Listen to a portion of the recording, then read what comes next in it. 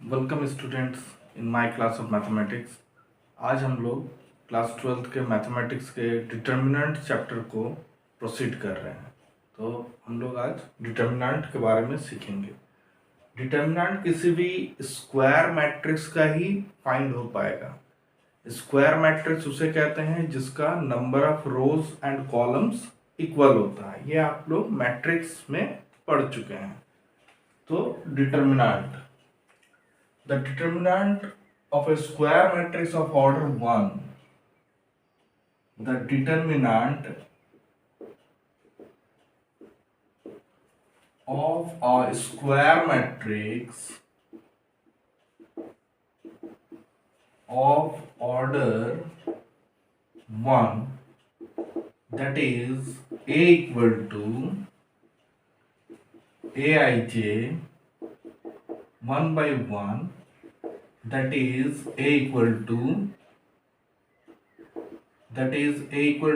A11, सिर्फ एक ही element है। is denoted and defined by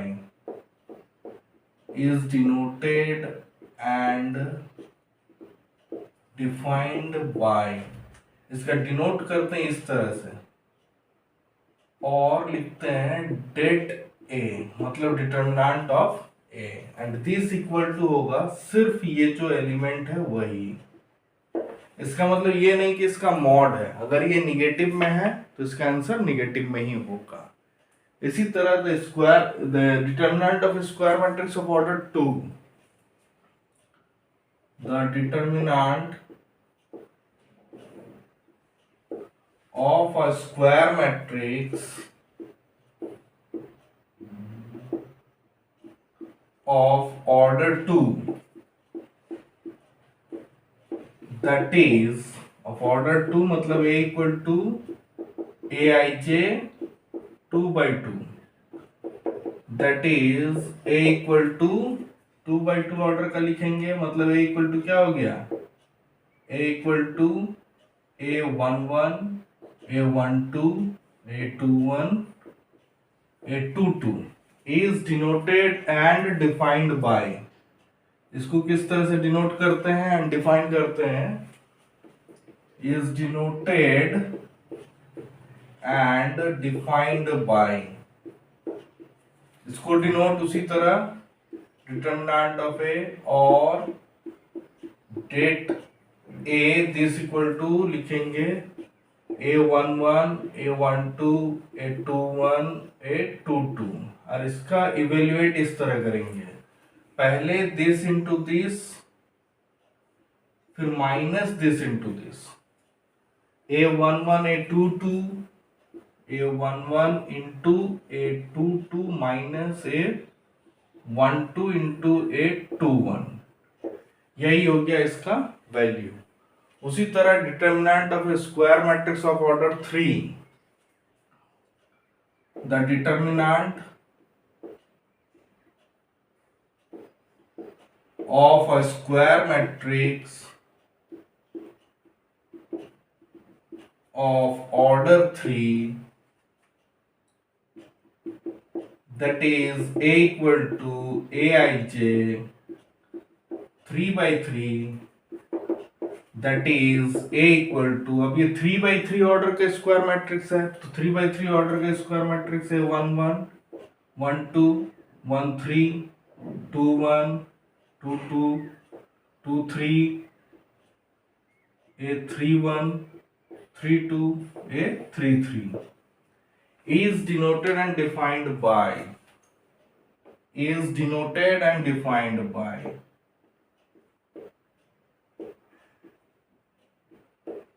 तो इसको डिनोट करते हैं उसी तरह डिटर्मिनेंट ऑफ ए और det A this equal to, इसका इस तरह होगा 1 1 1 2 1 3 2 1 2 2 2 3 3 1 3 2 3 3। अब इसका इवेल्युएशन हम लोग किसी भी रो के अलोंग या फिर किसी भी कॉलम के अलोंग एक्सपैंड करके फाइंड कर सकते हैं। अब जैसे हम लोग फर्स्ट रो के अलोंग हम लोग एक्सपैंड कर रहे हैं, तो लिखेंगे A11 इंटू, अब ये A11 वाले पोजीशन में दोनों को हम लोग रो और कॉलम को एलिमिनेट करेंगे, डिलीट करेंगे, तो जो दिखाई दिया उसका डिटर्मिनेंट, मतलब A22, A23, A32, A33, फिर माइनस, इस तरह से अगर जाएंगे तो यहाँ पे प्लस, फिर माइनस, फिर प्लस। तो अब देखिए माइनस है 1 2 के साथ, फिर उसी तरह हम लोग अब ये वाला और ये वाला ढकना है, ये दोनों को अगर हम लोग ढक देंगे तो क्या दिखाई दिया, A21, A23, A31, A33 plus ये लास्ट A13 इंटू, अब A13 मतलब इसको और ये 1 मतलब रो के लिए, 3 मतलब कॉलम के लिए, मतलब फर्स्ट रो थर्ड कॉलम को ढकेंगे, तो ये तो A21, A22, A31, A32। अब इसके नेक्स्ट हम लोग कैसे लिखते हैं, ये A11 रहा। अब देखिए ये अब फिर से हम लोगों को सेकेंड ऑर्डर डिटर्मिनेंट की तरह दिख रहा है, तो सेकेंड ऑर्डर डिटर्मिनेंट में जिस तरह से लिखे थे उसी तरह लिखेंगे। सेकेंड ऑर्डर डिटर्मिनेंट में पहले इसके साथ इसका मल्टीप्लाई, फिर माइनस ये वाला, पहले this into this, minus this into this, तो लिखेंगे A22 into A33 minus A23 into A32, फिर माइनस A12, पहले दिस इंटू दिस, मतलब A21 into A33 minus A23 into A31, फिर प्लस A13 इंटू, फिर उसी तरह पहले this into this, A21 into A32 minus A22 into A31।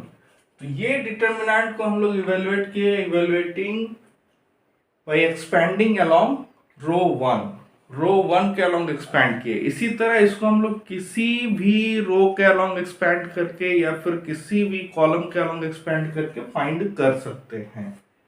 इसको इसके नेक्स्ट फिर से मल्टीप्लाई कर देना है, तो फिर ये आ जाएगा A11, A22, A33 minus A11, A23, A32, फिर ये minus 1 2 A21, A33 plus A12, A23, A31, फिर प्लस A13, A21, A32, फिर माइनस A13, A22, A31। अभी हम लोग सीखेंगे कि डिटर्मिनेंट को किसी भी रो या फिर किसी भी कॉलम के अलोंग एक्सपेंड करने पर वैल्यू सेम आएगा। देखिए इस डिटर्मिनेंट का वैल्यू को अभी हम रखते हैं और इसी डिटर्मिनेंट को हम लोग फर्स्ट कॉलम के अलोंग एक्सपेंड करेंगे। इसी डिटर्मिनेंट को हम लोग फर्स्ट कॉलम के अलोंग एक्सपेंड करेंगे, फिर देखेंगे कि दोनों वैल्यू सेम आ रहा है। तो फर्स्ट कॉलम के अलोंग एक्सपेंड करने पर यहां पे हम लोगों को ये माइनस प्लस इसका ध्यान रखना होगा। फिर से हम लोग इसको लिखेंगे तो आपको पता चलेगा किस तरह से एक्सपेंड करना है।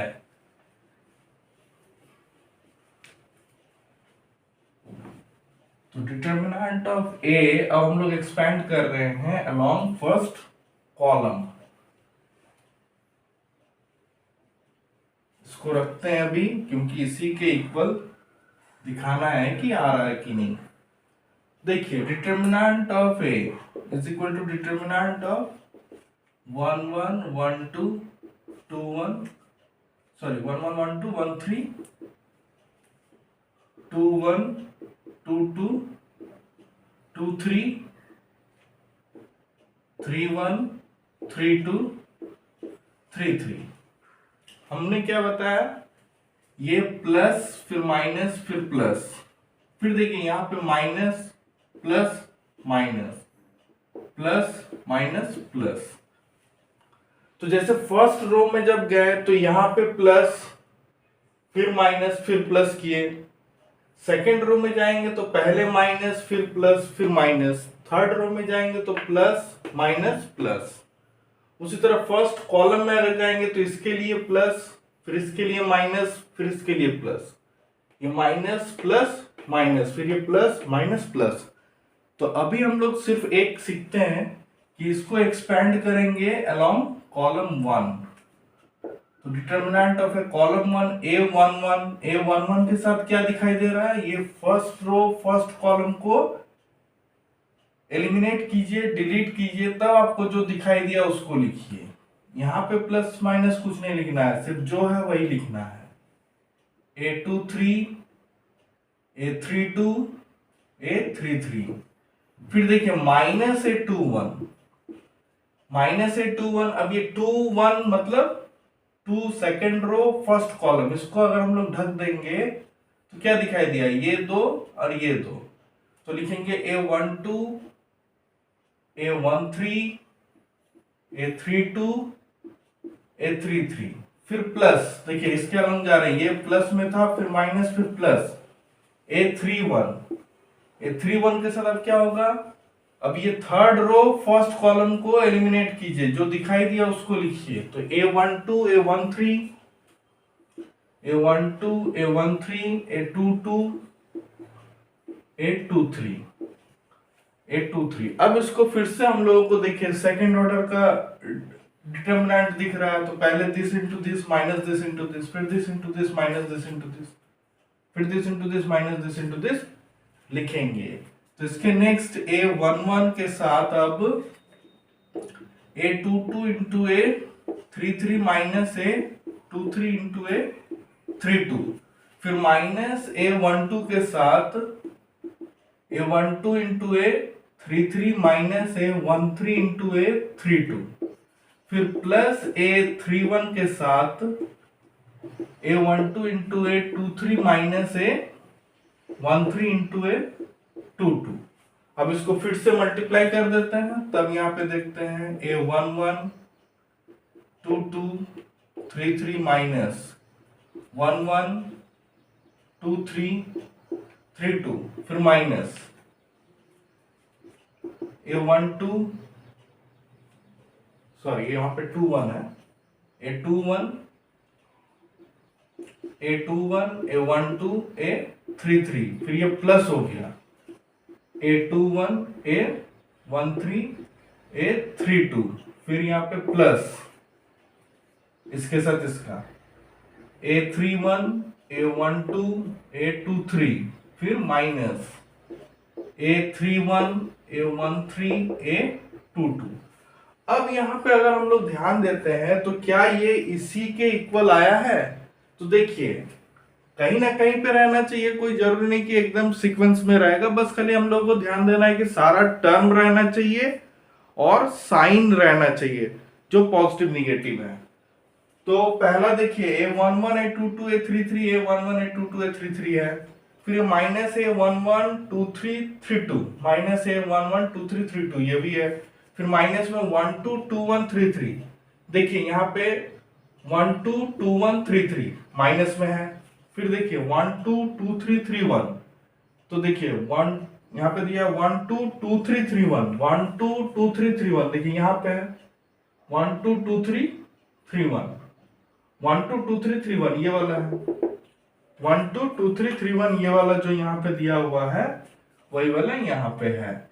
इसके नेक्स्ट 1 3 2 1 3 2 प्लस में 1 3 2 1 3 2 1 3 2 1 3 2 पॉजिटिव में है, ये दोनों टर्म भी मिला।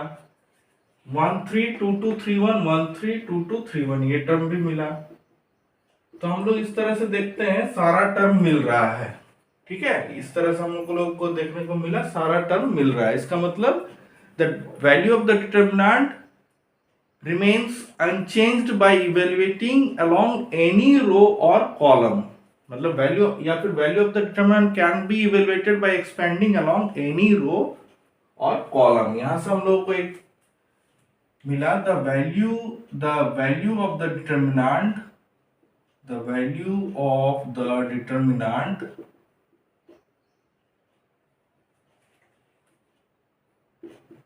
can be evaluated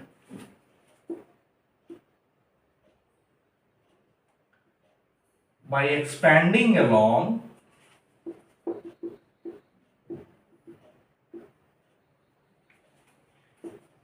any row or column, मतलब किसी भी रो या फिर किसी भी कॉलम के अलोंग एक्सपैंड करके हम लोग डिटर्मिनेंट के वैल्यू को फाइंड कर सकते हैं। तो फर्स्ट एक्सरसाइज में हम लोग को अभी डिटर्मिनेंट का डेफिनेशन जानना था कि डिटर्मिनेंट को कैसे फाइंड करेंगे, और इसका एक बेसिक प्रॉपर्टी हम लोगों को ये पता चला कि हम लोग किसी भी रो या किसी भी कॉलम के अलोंग एक्सपैंड करके डिटर्मिनेंट को फाइंड कर सकते हैं। तो अब इससे कुछ एक दो प्रॉब्लम को सॉल्व करेंगे। उसके नेक्स्ट हम लोग पढ़ेंगे प्रॉपर्टीज ऑफ डिटर्मिनेंट। पहले इसी से एक दो क्वेश्चंस को सॉल्व करते हैं।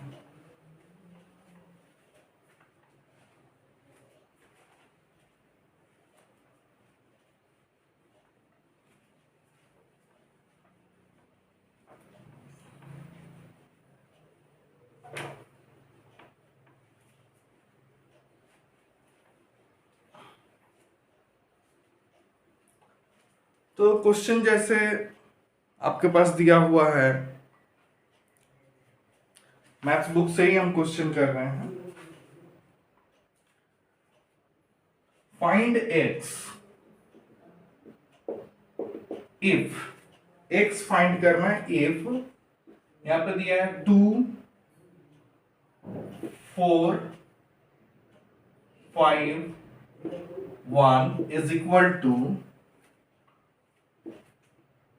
2x 4 6x,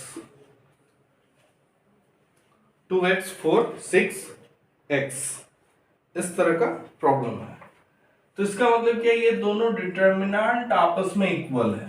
तो इसके नेक्स्ट स्टेप हम लोग लिखेंगे इसका डिटर्मिनेंट का value 2 into 1 minus 5 into 4 is equal to 2x into x minus 6 into 4.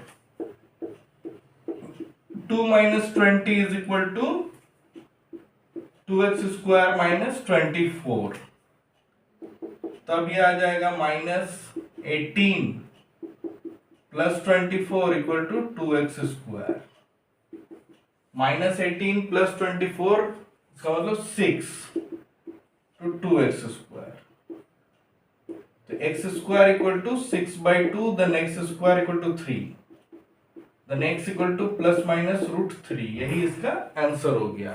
इसी तरह और एक क्वेश्चन को देखिए, और इससे हम लोग को पता चलेगा कि ये अगर मैट्रिक्स रहता तो इसका आंसर क्या होता, और ये डिटर्मिनेंट है तो इसका आंसर क्या है।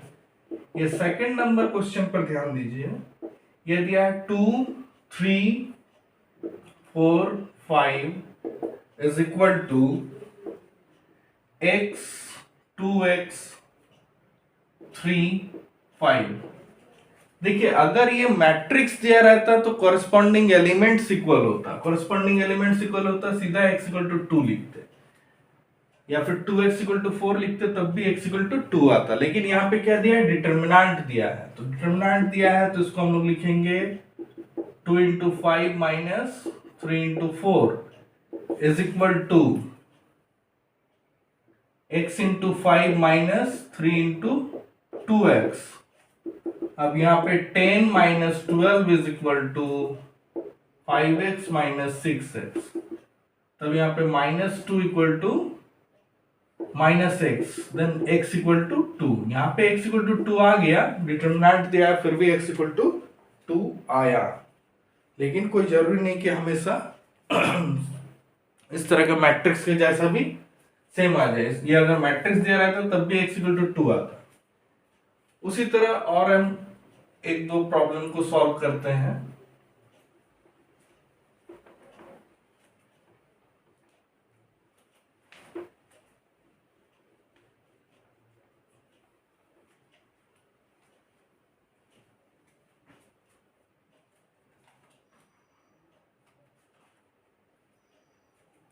देखिए यहां पे एक क्वेश्चन दिया है, if a equal to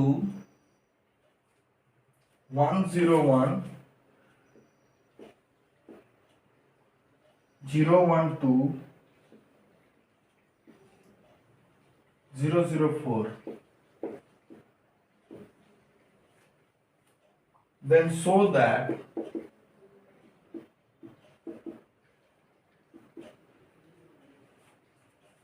determinant of 3a is equal to 27 times determinant of a. Determinant of 3a is equal to 27 times determinant of a. ये हम लोगों को शो करना है. तो सबसे पहले देखिए यहाँ पे हम लोग डिटर्मिनेंट ऑफ ए फाइंड करते हैं क्योंकि आरएचएस में चाहिए. तो determinant of A is equal to क्या होगा, इसी का डिटर्मिनेंट 1 0 1 0 1 2 0 0 4. दिस इक्वल टू क्या लिखेंगे 1 इंटू, अब 1 को छोड़ेंगे, ये फर्स्ट रो फर्स्ट कॉलम को छोड़े तो 1 2 0 4. फिर माइनस 0 इंटू, उसी तरह ये इसको और इसको छोड़ेंगे 0 0 2 4. प्लस 1 इंटू, इसको और इसको छोड़ेंगे 0 0 1 0. 1 इंटू ये 4 minus 0 into 0 minus 0 plus 1 into 0 minus 0. तब ये आ गया मेरे पास 4, बाकी इधर सब 0 है, ये 4 आया. इसको देखिए हम लोग अभी जो किए, फर्स्ट रो के अलोंग एक्सपैंड किए तो 4 आया. इसको अगर फर्स्ट कॉलम के अलोंग एक्सपैंड करते तब भी 4 आता. फर्स्ट कॉलम के अगर एक्सपैंड करते तो 1 इंटू यही वाला बचता तो 4 आता, फिर 0, तो इसको लिखने की जरूरत नहीं थी. उसी तरह अगर थर्ड कॉलम के रो के अलोंग करते तब भी मेरा 4 आता. 0 0 यहाँ पे प्लस आ रहा था, 4 लिखते, यहाँ पे 1 माइनस 0 आता. तो हम लोग को ये ध्यान में रखना है, जब भी 2 0 दिख रहा है तो उसी के अलोंग एक्सपैंड करेंगे तो ज्यादा जल्दी हो पाएगा.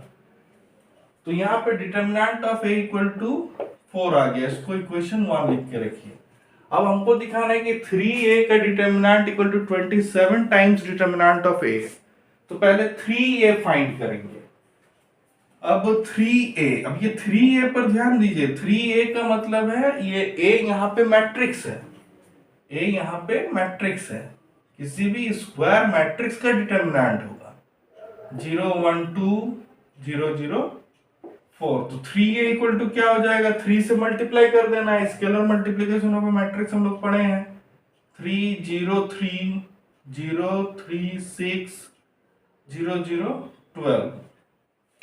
अब 3a का determinant, this equal to determinant of 3 0 3 3 0 3 0 3 6 0 3 6 0 0 12.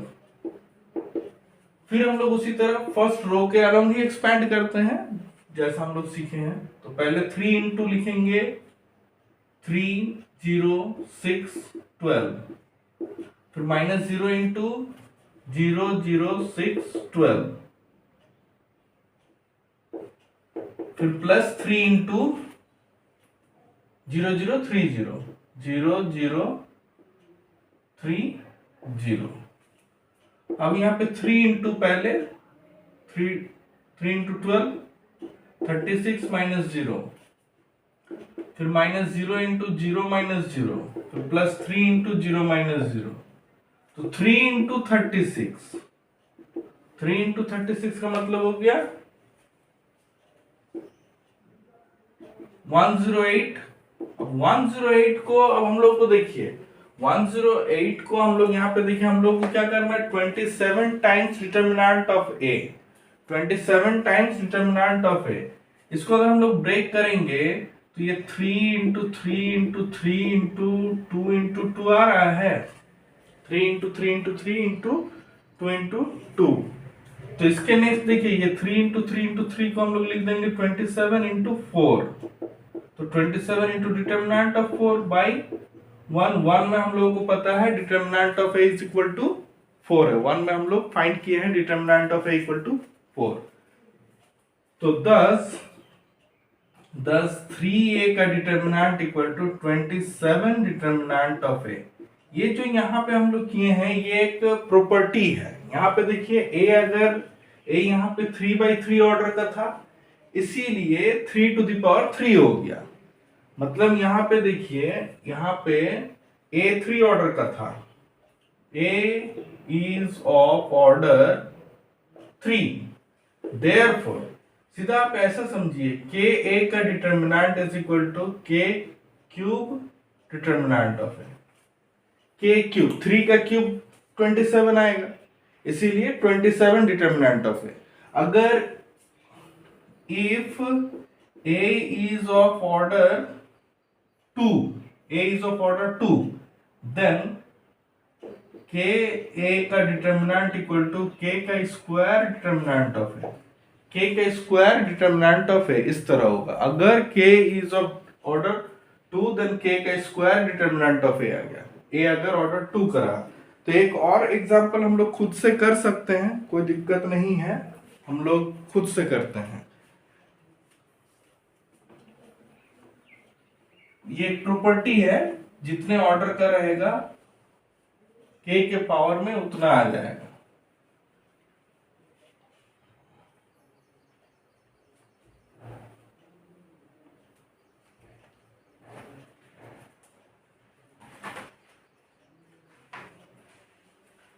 जैसे a इक्वल टू दिया हुआ है 1 2 4 2, so that 2a equal to, then so that 2a equal to यहाँ पे कितना आना चाहिए, 2 का स्क्वायर मतलब 4 आना चाहिए, क्योंकि ये 2/2 ऑर्डर का है, क्योंकि ये 2/2 ऑर्डर का है। इसी में फिर हम लोग और दूसरा क्वेश्चन भी करेंगे, इसीलिए 2/2 ऑर्डर के लिए, क्योंकि इजी रहेगा। देखिए यहाँ पे अगर a का डिटर्मिनेंट फाइंड करेंगे तो determinant of 1 2 4 2, this equal to 2 - 8, this equal to -6। अब पहले 2a करना है, तो 2 × 1 2 4 2, दिस इक्वल टू 2 4 8 4।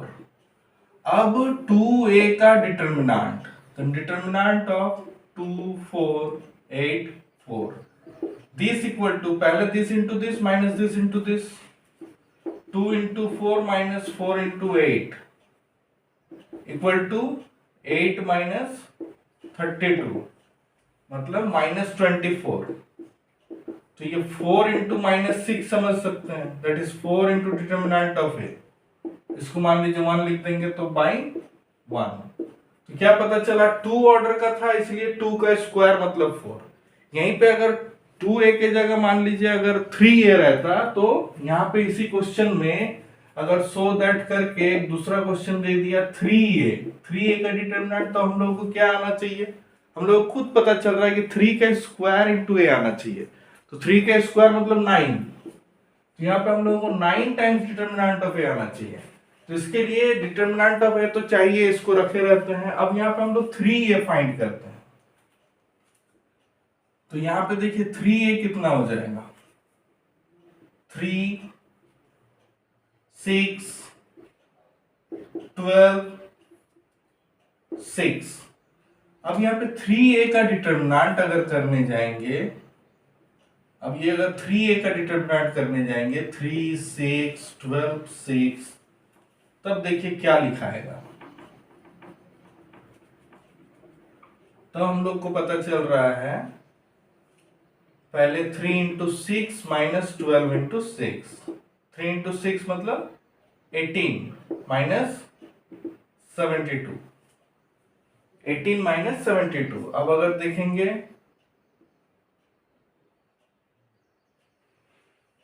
54, अब ये -54 को हम लोग लिख सकते हैं 9 × -6, that is 9 × determinant of A by 1। तो जो हम यहाँ पे लिखे हैं, a is of order 3, then determinant of k a is equal to k cube determinant of a. If a is of order 2, then determinant of k equal to k square order k square into determinant of a। ये एक property भी हो गया, determinant का ये एक property हो गया। तो इसके नेक्स्ट हम लोग प्रॉपर्टीज ऑफ डिटर्मिनेंट करेंगे। प्रॉपर्टीज ऑफ डिटर्मिनेंट इसके नेक्स्ट लेक्चर में करेंगे। अभी हम लोग आज डिटर्मिनेंट को कैसे फाइंड करना है और कुछ बेसिक प्रॉपर्टी भी सीखें। Thank you.